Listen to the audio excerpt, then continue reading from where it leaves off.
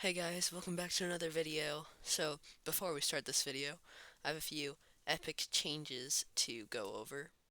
So first of all, we upgraded our SFML to 3.0 and our compiler from 6.3 to 14.2. These are the SFML improvements, and here is our compiler improvements. ChatGPT put this information, by the way. But anyways, so we're going to start off our project. We're going to make a cookie clicker clone because that's just the main thing everyone's going to do. I copied the stuff from the sheet, and then I decided to put a cookie in the game, but I've never been able to get anything loading from a file with SFML. It always crashes. And then so I've literally spent like dozens of hours probably trying to get this to work. But then I tried something really random by putting the file in here instead of in the project. And and then well, it worked. I don't I guess I just can't read it from the project. I don't know why it took me so long to figure it out. But um so now we're downloading fonts because the font I've been using in all my other projects was one that AI made using lines, and the font works now too. So I don't know. I don't really know. Everything's just terrible now. But now we are setting the color of our font, something I've never done before, and then we're now going to make a better cookie, something I wasn't even planning on doing, which is great. Now, the images are very large, and also they don't center very well, which is a problem that future me is going to have to deal with in this project. Anyway, so I went to school, and I made a whole bunch of images. Don't ask when I made them, because that's not important. The point is, now we have a whole bunch of items you can buy that are from the original cookie clicker, so it's great. We're setting the window, and we're setting the cookie scale and position, and we're going to make an HPPP for the file so that we can make global variables for the cookies and stuff. And we are going to make a simulate cookie function in a cookie file. Everything is going very smoothly at this point. Um, that's not anything important later on.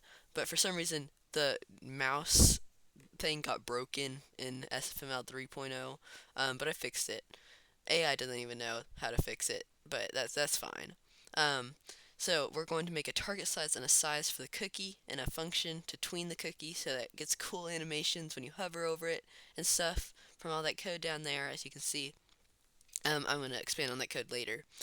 And then it's broken, but that's just because I forgot to put a return function. So now it's fixed. And now we can create the cookie sprite.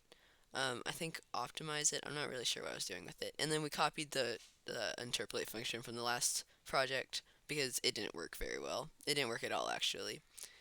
And so now we are doing some more stuff, and then we're hovering over the cookie, which took forever to figure out with hitboxes and stuff because it's an image. And so I eventually created a new cookie that is centered in the plane because the old one wasn't. And web PPP files aren't, they don't work, even though I don't know why they don't work. But the cookie works now, and so I had to convert all my other images from WebP into PNG. I originally had them in WebP because it was super optimal. It didn't require a lot of file size, but the background was very low resolution, so I had to create another one, and it's literally just a gradient, but it looks good. So yeah, we're fixing it. And so now we're going to print out how many cookies we have, our CPC and our CPS eventually. And as you can see, the cookie counter works. So now we're going to say cookies plus that. It's just so simple to do joins. I mean, to do, I don't know, joins, yeah. Um, and now, as you can see, the cookie thing works and it's correctly positioned and scaled. Actually, I don't think I messed with the scale, but that's not important. The point is now we can super easily just show how many CPC and CPS we have, and so this cookie clicker is already coming along. So now we're gonna have the cookies, the actual amount you have a float variable, so that we can do something like cookies plus equal to CPS divided by 60, so it's super smooth, but it doesn't display decimals. So now, as you can see, it works very well. And then I imported all of the images into the program with positions, and eventually I'm going to scale them too. And then I'm going to draw them, and everything's going to work perfectly fine in a perfect world, of course. Um, they're humongous, but we fixed it by making them 100th of their original size. I don't know why they're so large, but we're positioning them now. We got them all rendered out, and they're all good sized, and they're all perfectly spread out now. So now we're going to make an extern vector to hold the prices of this stuff, because I didn't feel like making a whole bunch of variables. I don't know if vector is more efficient or not. I doubt it is. But now it displays how much they cost. And then we can just set the scale of how much they cost smaller, and then we're going to center them. That might already be the centered versions. I think I centered them more, but off camera.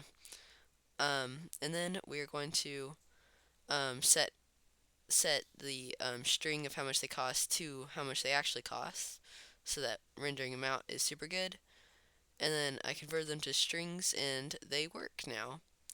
Um, and then I put all the building stuff, the stuff that you buy, into a separate file so it doesn't clog up the main file. And then I made a whole humongous function to render them all out. But it works. So then I worked on bounding boxes for the cookies, for the buildings. It took forever, I'm telling you. I'm optimizing them and making ID return like functions based, values of the vector based on the position of it. But like the position of the bounding box is really what took a long time. Then I made them all draw out onto the screen, um, but it didn't work.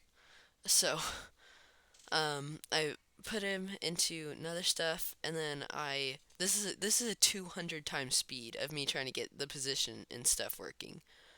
But now it actually works, and it doesn't bother if your mouse is clicked or not. But it works, so that's like all that matters. It took like 20 minutes or something. It was insane. And then I made the upgrades for the no, I not the upgrades, the changes in values for the buildings whenever you buy them. And then I changed mouse click to a global variable so that it's not just for the cookie. And for some reason the mouse didn't render on that screen properly, but it did work, so it's fine. And then I made a whole bunch of upgrades that you can buy for ×2 cookies per click or ×2 cookies per second. I made it look like it's kind of like ×2 for grandmas, but I didn't have that much of logic into it. So it's just ×2 for everything. And then I put them into the function, and I made a bool vector of based on if you bought any of the upgrades or not. And then I made them all do if loops to render onto the screen, and I positioned them, and I gave them hitboxes, and it took forever. But as you can see, the things upgrades do show up based on different statuses of like how much of each building you've bought based on another vector. Then I made a function to check if they are upgradable or not, and then I positioned their hitboxes, which took another long time. It didn't take nearly as long because I got the hang of it, but yeah, for some reason, it just takes a while. I bet there's a better way to do it than float Rex, though, for images. I'm not sure. But then I made the multipliers work, and then I made them change based on which upgrade you buy. And as you can see, I bought the click upgrade, and I get ×2 clicks. So then I added milk, and milk basically is going to go up the screen based on how much cookies you have. And if it touches the cookie, the game ends, so that there's like an ending to it, and you don't just go on forever. Unlike the actual cookie clicker, I just didn't have enough content for the for it to go like the actual cookie clicker.